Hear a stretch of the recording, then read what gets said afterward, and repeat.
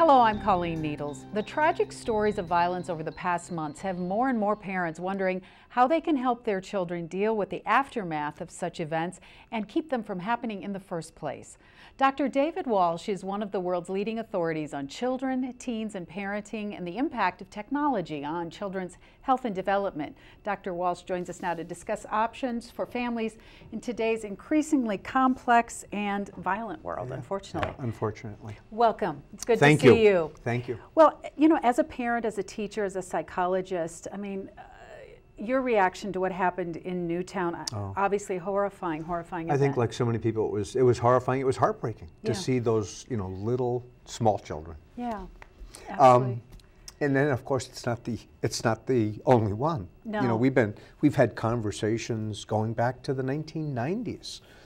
So unfortunately, it's something that's happened, and we have to, as you said in your introduction, how do we prevent this?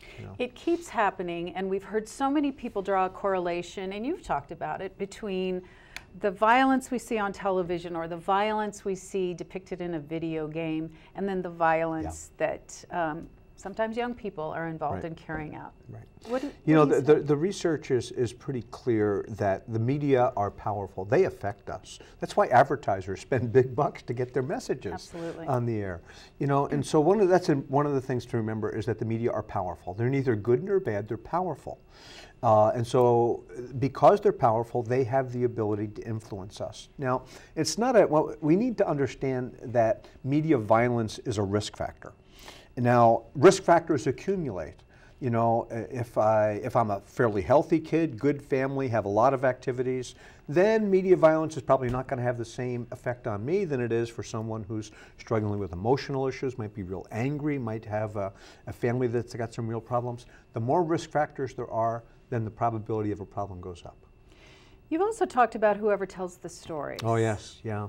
And that's what we need to, the other thing we need to do is, one of the real powers of media is its influence on the cultural values.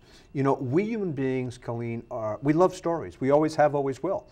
Whoever tells the stories defines the culture. That isn't new.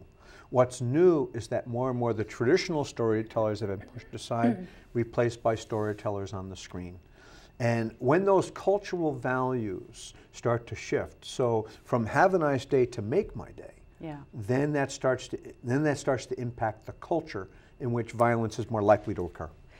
Well, can you describe, what do you think the state of mental health care is today?